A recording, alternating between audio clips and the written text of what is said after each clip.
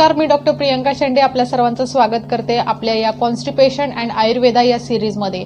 आता आपण जवळपास शेवटच्या टप्प्यापर्यंत आलो आहोत। आतापर्यंत आपण अनेक व्हिडिओ पाहिले असतील माझे डॉक्टर सुनीत शेंडे यांचे, ज्याच्यामध्ये आतापर्यंत आपल्याला कॉन्स्टिपेशनचे कारणं समजली असतील, त्यावरती केले जाणारे उपचार पद्धती लक्षात आली असतील, प्रत्येक वयोगटानुसार कॉन्स्टिपेशनची कारणे तुम्ही समजून घेतली असेल। आणि मला माहित आहे आपण सर्व उत्सुक आहात कॉन्स्टिपेशनचा डाएट प्लॅन ऐकण्यासाठी, बरोबर आहे। इतर व्हिडिओज किंवा इतर ठिकाणी आपल्याला फक्त एवढंच सांगितलं जातं की फायबरस फूड खा, पाण्याचं प्रमाण वाढवा, पण हे सगळं का, कसं, कधी, कुठं, कसं करायचं, हे सगळ्याचा डाएट प्लॅन मी बनवण्याचा एक प्रयत्न केलेला आहे। आणि तो जर तुम्ही फॉलो केलात तर आपल्याला होणारा कॉन्स्टिपेशनचा त्रास हा नक्कीच कमी केला जाऊ शकतो।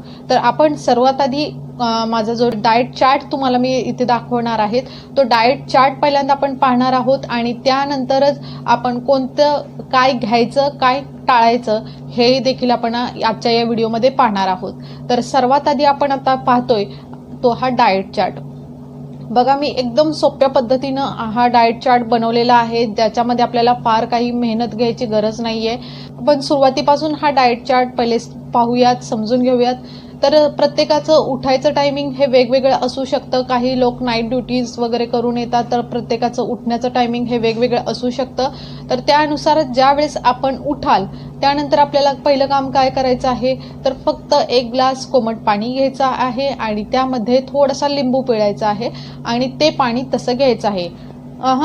यामध्ये मध ऍड करायचा नाही आपल्याला, कारण मधाचं गुणधर्म वेगळा आहे, लिंबूचा गुणधर्म वेगळा आहे। इथे फक्त डिटॉक्सिफिकेशन करण्यासाठी, त्याचबरोबर जे काही शरीरात साठलेले टॉक्झिन्स आहेत ते बाहेर निघून जाण्यासाठी आणि रात्रभरामध्ये जे काही आपल्या शरीरामध्ये ऍसिड सिक्रेट झालेला आहे त्याला कुठेतर अल्कलाइन नेचरमध्ये नेण्यासाठी आपल्याला सकाळी उठल्या उठल्या 1 ग्लास कोमट पाण्यामध्ये, अर्धा भाग असेल तरी चालेल लिंबूचा, तर तेवढं आपल्याला पाण्यामध्ये ते टाकून ते लिंबू पाणी घ्यायचं आहे उठल्यानंतर लगेचच।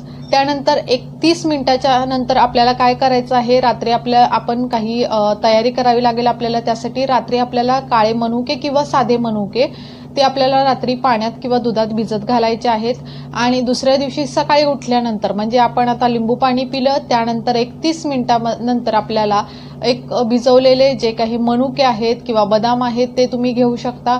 त्याचबरोबर इथं सुकं अंजीर तुम्हाला घ्यायचं आहे, प्रून्स असतील म्हणजेच आलू बुखारा ज्याला म्हणतात ते जर तुमच्याकडे असेल तर ते घ्यायचं आहे। याने आपलं कॉन्स्टिपेशन दूर व्हायला मदत होते, तर त्यामुळे यांचा आपल्या डेली लाईफमध्ये इन्क्लूड किंवा समावेश आपल्याला करायचा आहे। तर हे आपण 30 मिनिटाच्या आत घेतलं। त्यानंतर साधारणतः 1 तासानंतर आपल्याला कोणतंही सीझनल फळ असेल ते घ्यायचं आहे। 5 फळं मी जे आधीच्या व्हिडिओमध्ये पण तुम्हाला सांगितलेली आहेत, जे खूप चांगलं काम करतात पोट साफ करण्यासाठी। तर त्यामध्ये पपया येतं, पेर येतं, त्यानंतर प्रून्स म्हणजे हे आलू बुखारा येतात।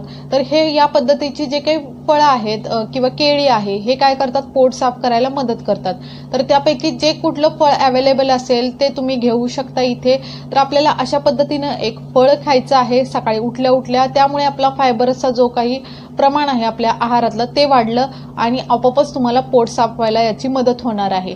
तर त्यामुळे आपण इथे चहा किंवा कॉफी टाळून फळाचा इथं प्रिफर करायचा आहे, किंवा कॉफी घ्यायचीच असेल तर हे फळ खाल्ल्यानंतर 1 तासानंतर तुम्ही चहा किंवा कॉफी तुमची घेऊ शकता। पण लक्षात घ्या, मैद्याची बिस्किटं यासोबत घेणं टाळा। दुधाचा चहा घेत असाल तर त्याचे फार दुष्परिणाम आहेत आणि सगळ्यात मोठा दुष्परिणाम हा कॉन्स्टिपेशन हाच आहे। रिलेटेड माझा एक व्हिडिओ आहे, दुधाचा चहा का प्यायचा, तो पाहून घ्या, म्हणजे आपल्याला यामागचं नक्की कारण काय आहे ते लक्षात येईल। तर आपल्याला जर चहा घ्यायचा असेल तर फळं खाल्ल्यानंतर साधारणतः 1 तासानंतर तुम्ही तुमचा काळा चहा किंवा ग्रीन टी घेऊ शकता। तर या पद्धतीनं आपल्याला चहा घ्यायचा असेल तर तसा घेऊ शकता, म्हणजे आपण सुरुवातीला लिंबू पाणी घेतलं, नंतर आपण ड्रायफ्रुट्स घेतले, तिसरं जे आपण केलं ते म्हणजे आपण फळ खाल्लेलं आहे। तर यानंतर साधारणतः उठल्यापासून म्हणजे आपण फळ वगैरे खाल्ल्यानंतर साधारणतः 1-2 तासाच्या आतमध्ये आपल्याला आपला ब्रेकफास्ट घ्यायचा आहे। आता ब्रेकफास्ट घ्यायचा म्हणजे काय करायचं, हे बघा, तुम्ही कितीही घाईत असाल तरी पण नाश्ता करणं हे फार गरजेचं आहे। रात्रभरामध्ये हे सिक्रिशन्स होत असतात, एन्झाईम्स आहेत, आपल्या पचनासाठी लागणारं जे काही ऍसिड्स आहेत, या सगळ्यांचं सिक्रेशन आपल्या शरीरामध्ये होत असतं। आणि सकाळी उठल्या उठल्या त्याला कुठेतरी स्टार्ट मिळणं हे फार गरजेचं असतं आणि त्यामुळे तुम्हाला ब्रेकफास्ट करणं फार म्हणजे फार आवश्यक आहे. त्यामुळे ब्रेकफास्ट हा चांगला फायबरनी युक्त असावा, प्रोटीननी युक्त असावा. तर असा पद्धतीचा ब्रेकफास्ट तुम्हाला करायचा आहे आणि मग तुम्ही तुमच्या कामाला जाऊ शकता. तर 1-2 तासाच्या आतमध्ये आपल्याला हा ब्रेकफास्ट करायचा आहे. त्यानंतर मग 1-2 तासानंतर तुम्ही कुठे असाल, ऑफिसच्या ठिकाणी असाल किंवा कुठे बाहेर असाल, तरीही आपल्याला लक्षात घ्यायचं आहे की आपल्याला पाण्याचं प्रमाण सुद्धा वाढवायचं आहे आपल्या दिवसाभरामध्ये. तर इथे आपण पाणी कुठल्याही फॉर्ममध्ये तुम्ही घेऊ शकता. नारळ पाणी घेऊ शकता, लिंबू पाणी घेऊ शकता, वेगवेगळे सरबत येतात ते घेऊ शकता. मी जसं तुम्हाला सांगितलं की कोरफड जी आहे ती आपलं पोट साफ करण्यासाठी फार गुणकारी ठरणारी औषधी आहे. तर त्यामुळे तुम्ही इथे कोरफडीचा रस असेल, आवळ्याचं जे काही सरबत बनवता येतं किंवा कोरफडीच्या रसाचं पण आजकाल सरबत बनवता येतं, तर अशा पद्धतीचं सरबत तुम्ही घेऊ शकता. जर आपल्याला शक्य असेल तर तुम्ही त्याच्यामध्ये सब्जा बीज किंवा चिया सीड्स येतात ते घालून ते घेण्याचा प्रयत्न करा. त्याच्यामुळे आपल्या शरीरामध्ये फायबरचं प्रमाण वाढतं आणि पोट साफ व्हायला फार चांगली मदत होते. तर त्यामुळे तुम्ही जर सरबत घेत असाल तर त्यामध्ये चिया सीड्स किंवा सब्जा बीज जे आहे आपलं ते घालून ते घेण्याचा प्रयत्न करा, म्हणजे शरीरातला थंडावा पण मेंटेन केला जाईल. तर या पद्धतीने आपल्याला 1-2 तासानंतर आपल्याला काही तर पेय घ्यायचं आहे. ओके. त्यानंतर आपल्याला येतो लंच टाईम. तर लंच टाईममध्ये तुम्ही काय कराल, मोस्टली आपण टिफिन नेतो, ऑफिसच्या ठिकाणी असाल तर, घरी येत असाल तर तरीसुद्धा आपण भाजी पोळी हा आपला इंडियन डाएट आहे. तर त्या पद्धतीने आपल्याला चपाती भाजी घ्यायची आहे. शक्यतो हिरव्या पालेभाज्या आहेत किंवा ज्याच्यामध्ये फायबरचं प्रमाण जास्त आहेत अशा पद्धतीच्या भाज्या तुम्ही इथं निवडायच्या आहेत. अशा पद्धतीची कमी मसाल्याची, म्हणजे जास्त मसाले आपल्याला वापरायचं नाही, जास्त तेलकट खाणं, त्यामुळे साधी भाजी आणि चपाती घ्यायची आहे. आता एक लक्षात घ्या, मोस्टली घरामध्ये तेल लावलेली चपाती असते, तर इथे आपण तेल लावणं टाळायचं आहे. आपल्याला तुपाचा आहारामध्ये समावेश करणं फार गरजेचं आहे जर आपल्याला कॉन्स्टिपेशनचा त्रास होत असेल तर. तर त्यामुळे असेल तर आणि नसेल तरीही सुद्धा आपण आपल्या चपातीला तूप लावून खायचं आहे. तर त्यामुळे तूप लावलेली जी काही चपाती आहे आणि भाजी आहे ती आपल्याला घ्यायची आहे. याच्या व्यतिरिक्त एक डबा जो आहे, छोटा डबा, तो आपल्याला वेगळा कॅरी करायचा आहे आपल्या टिफिन सोबत. आणि त्यामध्ये काय असणार आहे, त्यामध्ये दही असू शकतं, त्यामध्ये कोशिंबीर असू शकते, त्यामध्ये सॅलड असू शकतं. तर असा हा छोटा डबा कॅरी करायला विसरायचा नाहीये. आपल्या दुपारच्या जेवणामध्ये सॅलड किंवा जे काही काकडी कोशिंबीर याचा समावेश असणं फार गरजेचं आहे. तर आपण हा सॅलडचा जो छोटा डब्बा आहे तो आपल्या टिफिन सोबत कॅरी करायचा आहे. ओके. तर मग इथे तुम्ही लंच घेतलेला आहे, जो व्यवस्थित तुमचा फायबरस पण फूड आलेला आहे, परिपूर्ण असं ते जेवण तुम्ही घेतलेलं आहे. दुपारच्या जेवणामध्ये तुम्ही दही आणि ताकाचा समावेश नक्की करू शकता, कारण यामध्ये प्रोबायोटिक असतात. आणि मी आत्तापर्यंतच्या व्हिडिओमध्ये अनेक वेळा सांगितलेलं आहे की प्रोबायोटिक जे आहेत ते आपल्या शरीरामधले चांगले बॅक्टेरिया वाढवतात आणि ज्यामुळे आपल्या पचनाला मदत होते. म्हणून आपल्याला दुपारच्या जेवणामध्ये दही किंवा ताक यांचा समावेश करायचा आहे. तर असं आपलं दुपारचं जेवण झालं. Mid evening snack. आता मिड इव्हनिंग हा नक्की कन्सेप्ट समजून घ्या. हा जेवल्यानंतर एक साधारणतः 2 ते 3 तासानंतर जेव्हा तुम्हाला शक्य असेल तेव्हा बाहेरचं खायचं नाही. बाहेरचे पदार्थ आपल्याला टाळायचे आहेत, तळलेले पदार्थ टाळायचे आहेत, हे मी पुढे सांगणारच आहे. पण इथे मग तुम्हाला मिड इव्हनिंग स्नॅक काय घेऊ शकता, इथे परत तुम्ही चहा घ्यायचा आहे. दुधाचा चहा शक्यतो टाळा. आपल्याला जेवढा घेता येईल तेवढा, आपल्याला ग्रीन टी आहे, ब्लॅक टी आहे तो घ्यायचा आहे. किंवा मग अगदीच शक्य नसेल तर तुम्ही वरून थोडंसं दूध टाकलेला असा पाण्याचा चहा, म्हणजे पानसट जो घ्यायचा आहे. आणि त्याच्यासोबत आपल्याला इथे एक गोष्ट ऍड करता येण्यासारखी आहे. आता इथे आपण काय करू शकतो, जवसाचे किंवा अळशीचे जे लाडू बनवतात आजकाल पंजाबी लोकांमध्ये फार चांगले त्याच्या पद्धतीचे लाडू बनवले जातात. तर अशा पद्धतीने तुम्हाला एखादा लाडू कॅरी करायचा आहे स्वतःसोबत, म्हणजे जेव्हा पण चहा घेतला त्यानंतर तो हलकासा एक लाडू जरी खाल्ला तरी पोट साफ व्हायला फार चांगली मदत होते. म्हणून फ्लॅक्सीडचे म्हणजे जवसाचे लाडू तुम्ही घेऊ शकता. त्याचसोबत तुम्ही काय करू शकता, तर शेंगदाणा गुळाची चिक्की खाऊ शकता. लक्षात घ्या, ज्यावेळेस कॉन्स्टिपेशन होतं तेव्हा बरेच लोकांना अशी तक्रार असते की त्यांची संडास वाटे रक्त पडत असतं.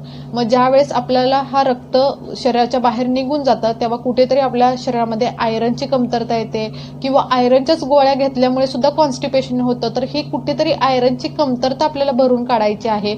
आणि म्हणून आपल्याला शेंगदाण्याची चिक्की हा सर्वात स्वस्त, सर्वात चांगला असा पर्याय आहे. शेंगदाणा गुळाचा लाडू असेल किंवा शेंगदाणा गुळाची चिक्की असेल, किंवा जवसाचे लाडू असतील हे तुम्ही इथे घेऊ शकता चहासोबत। या व्यतिरिक्त काय घेऊ शकता, घरच्या घरी बनवलेला चिवडा सुद्धा तुम्ही इथे खाऊ शकता। लक्षात घ्या, फरसाण असेल, बेसनाचे पदार्थ असतील तर इथे ते अवश्य टाळायचे आहेत। कुठलेही सोडा घातलेले, जास्त मीठ घातलेले पदार्थ आपल्याला इथं घ्यायचे नाहीत। तर अशा पद्धतीने आपण मिड इव्हनिंगचा स्नॅक घेतलेला आहे आणि आता आपला वेळ येतो तो डिनर टाईम। आपल्याला डिनर टाईम जो आहे तो लवकरात लवकर जितकं घेता येईल तितकं चांगलं आहे, पण आपलं शेड्यूल खूप हेक्टिक असतं। घरी पोचायला कदाचित 9-10 होतात। जरी मान्य असलं की आपल्याला 7ला किंवा 8ला जेवलं गरजेचं आहे, तरी पण कधी काही कारणास्तव तुम्ही जर ती वेळ पाळू शकत नसाल तर एक गोष्ट तुम्ही नक्कीच करू शकता की रात्रीचं जेवण हे जितकं हलकं घेता येईल तितकं घेण्याचा प्रयत्न करा। सूप्स असतील, डाळ भात असेल, असा हलकासा आहार घ्या, कारण की रात्री तुमची पचन यंत्रणा ही पूर्णपणे स्लो झालेली असते आणि या कंडिशनमध्ये तुम्हाला ओव्हरलोड त्याला देणं अपेक्षित नाहीये। मग इथे तुम्हाला हलका आहार घ्यायचा आहे, तर तुम्ही रात्री झोपताना जे काही दूध आहे त्याच्यामध्ये थोडंसं तूप, जसं डॉक्टर सुनीत शेंडेचा याच्यावरती एक सेपरेट व्हिडिओ आहे, तो तुम्ही नक्की पहा। आणि तूप आपण कोणत्या पद्धतीने आणि कशा पद्धतीनं रात्री झोपताना घ्यायचं आहे ते तिथे तुम्हाला नक्की नीट समजावून सांगितलेलं आहे। त्या पद्धतीने आपल्याला रात्री झोपताना हे घ्यायचं आहे। तर असा हा संपूर्ण दिवसाभराचा मी एक डाएट प्लॅन तुम्हाला दिलेला आहे। पाळता येणं फार सोपं आहे, काही त्यात अवघड नाही आहे आणि या सगळ्या गोष्टीमुळे तुमचा जो डाएट आहे तो चांगला होणार आहे। आपोआपच तुमचं फायबरस फूड हे पोटात जाणार आहे, तुमचं पाण्याचं प्रमाण वाढणार आहे आणि त्यामुळे तुम्हाला होणारा बद्धकोष्ठतेचा त्रास हाही दूर केला जाणार आहे। तर आता आपण हे करूयात की कोणते पदार्थ खायचे आणि कोणते पदार्थ नाही खायचे याबद्दल आता आपण डिस्कशन करूयात। इथे तुम्हाला माझा एक चार्ट दिसत असेल ज्याच्यामध्ये डूज अँड डोंट्स तुम्हाला दिसत असतील, तर त्यामध्ये जे डूज आहेत त्याच्यामध्ये आपण पहिले बघूयात की आपल्याला काय काय घ्यायचं। या सगळ्याचा आपण आपल्या डाएट प्लॅनमध्ये सुद्धा इन्क्लूड केलेला आहे, समावेश केलेला आहे। एक म्हणजे फायबरस फूड घ्यायचे। फायबरस फूड कोणती याची एक लिस्ट तुम्हाला इथे दिसत आहे। जे जे हिरव्या पालेभाज्या आणि फळं येतात ते सर्व या फायबरस फूडमध्ये येतात, तर आपल्याला हा फायबरस फूडचा इंटेक हा वाढवायचा आहे। दुसरं, पाण्याचं प्रमाण वाढवायचं आहे। लक्षात घ्या की आपल्याला जे कॉन्स्टिपेशनची कारणं सांगितलेली आहे, जर तुम्ही तो व्हिडिओ पाहिला नसेल डॉक्टर सुनीत शेंडेचा तर तो व्हिडिओ नक्की पहा।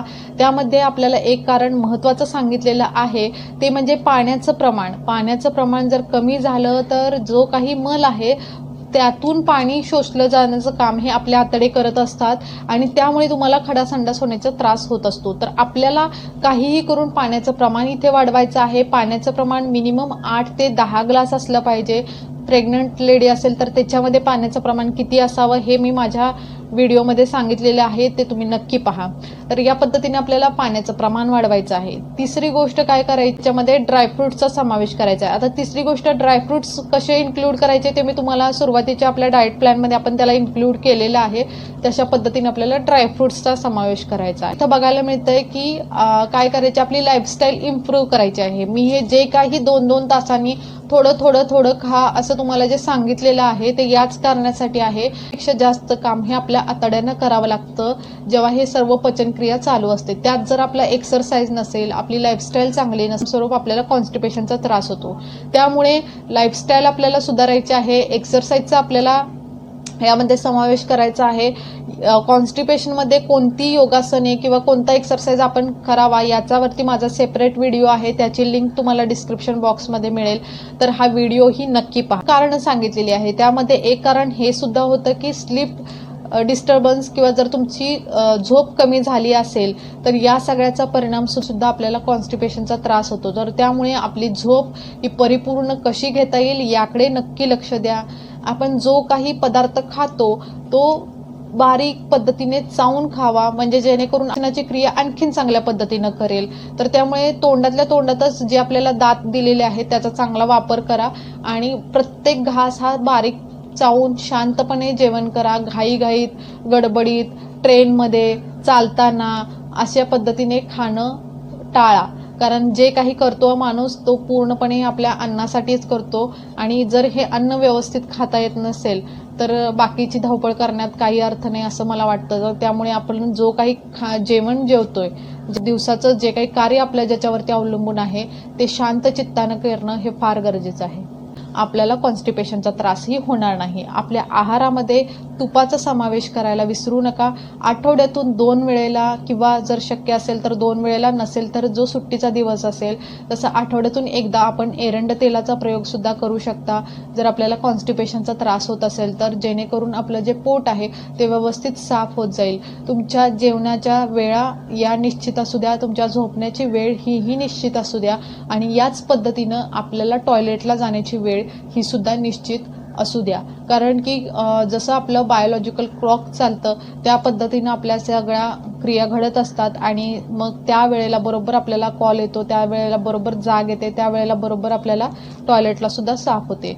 तर ही महत्त्वाची गोष्ट आहे. तर हे डूजमध्ये आपल्याला करायचं आहे. आता आपण बघूयात की डोंटमध्ये काय करायचं नाही आहे. हे गोष्ट आपल्या सर्वांना कळत असते पण वळत नाही, माहिती असतं पण आपण जंक फूड खाण्यापासून स्वतःला अडवू शकत नाही. फ्राईड आहे, तळलेली गोष्ट असू देत, मसालेदार गोष्ट असू देत, बाहेर ट्रॅव्हलिंग करायला लागत असेल किंवा तर तुम्हाला आग्रहाचं जेवण कुठे जेवायला लागत असेल तर या सगळ्याचा परिणाम आपल्या आतड्यांना, आपल्या पोटाला सहन करावा लागतो. तर त्यामुळे याची काळजी घ्या. ट्रॅव्हलिंग वगैरे करत असाल तर होममेड फ्रेश फूड जिथं मिळतं तिथे तुम्ही खाणं प्रिफर करा. जे काही रेड मीट आहे, मटण जे आहे ते खाणं टाळा. उकडलेली अंडी याच्यामुळे सुद्धा कॉन्स्टिपेशनचा त्रास होतो. तुम्हाला डॉक्टर सुनीत शेंडे यांच्या व्हिडिओमध्ये हे सर्व तुम्हाला कारणं बघायला मिळतील. तर ही कारणं आपल्याला पहिली दूर करणं फार गरजेचं आहे, जेणेकरून आपल्याला कॉन्स्टिपेशनचा त्रास हा कधीच होणार नाही. फास्ट कधीही टाळू नका. ब्रेकफास्ट किंवा तुमचं कोणतंही मील असेल, काही कारणास्तव उशीर जरी झाला तर एखादं फळ तरी तुम्ही निश्चित खाऊ शकता. 3 वेळा पोट भरून जेवण्यापेक्षा 5 वेळा थोडं थोडं खाल्लं तर जास्त चांगलं आहे. प्रोसेस फूड असतील किंवा पिझ्झा, पास्ता, जे काही सिरियल्सचे फूड येतात त्या सगळ्याचा परिणाम स्वरूप सुद्धा आपल्याला कॉन्स्टिपेशन झालेलं बघायला मिळतं. तर नॅचरल कॉल म्हणजे जेव्हा आपल्याला असं वाटतं की ऑप्शनची वेळ झालेली आहे आणि आपण जाण्याचं टाळत असू तर लक्षात घ्या ते फार हानिकारक आहे. तर आपल्याला हे कॉल टाळायचे नाही आहेत आणि आपल्याला ज्या त्या वेळेला मोशनला जायचंच आहे. त्यानंतर तुम्ही जर लॅक्झेटिव्ह घेत असाल, हे फार हानिकारक आहे. कारण लॅक्झेटिव्ह जर तुमच्या आपल्या पचन यंत्रणेला जर याची सवय खूप आधीपासूनच लागली तर याचा गंभीर परिणाम होऊ शकतो. लक्षात घ्या की लाईफस्टाईलच्या चेंजेसमुळे सुद्धा हा असाच ट्रीट होतो. त्याचसोबत ड्रायफ्रूट्सचे किंवा तुपाचे किंवा एरंड तेलाचे कित्येक फायदे आम्ही तुम्हाला या सिरीजमध्ये सांगितलेले आहेत. हे जरी तुम्ही पाळले तर तुम्हाला लॅक्झेटिव्ह घेण्याची गरज लागणार नाही. ज्या लोकांना लॅक्झेटिव्ह घेण्याची सवय लागलेली आहे त्यांच्या आता बॉवेल मुवमेंटला सुद्धा ती सवय लागलेली आहे आणि म्हणून लोकांना असं होतं की मी ती पावडर खाल्ली नाही तर मला पोटच साफ होत नाही. भरपूर पावडर, भरपूर आयुर्वेदिक जरी मेडिसिन असेल, जरी ते तुम्ही लॉंग टाईम घेतल्यानंतर साईड इफेक्ट जरी नसेल तरी पण लक्षात घ्या की सवय लागणं ही फार वाईट आहे. त्यामुळे कुठल्याही गोष्टीची आपल्याला सवय नाही लावून घ्यायची आहे. आपण फक्त आपला डाएट किंवा आपला शेड्यूल जरी सुधारला तरी सुद्धा आपल्याला कोणतीही गोळी, कोणतीही टॅबलेट घेण्याची गरज भासणार नाही. तर वयामध्ये असं होतं की कुठलीच गोळी, कुठलंच पावडर काहीच काम करत नाही. कारण आता त्या आतड्यांना सुद्धा ती सवय झालेली आहे त्या गोळीची, त्या डोसची. त्यामुळे आता त्याच्यापेक्षा हायर अजून काय द्यायचं आणि तेही उतार वयामध्ये. लॅक्झेटिव्ह गोळ्या घेण्याचं ते कुठेतरी थांबवणं फार गरजेचं आहे. कॉन्स्टिपेशनचा त्रास होतच असेल तर मिनिमम हे पथ्य पाणी 6 महिने तरी आपण पाळणं फार गरजेचं.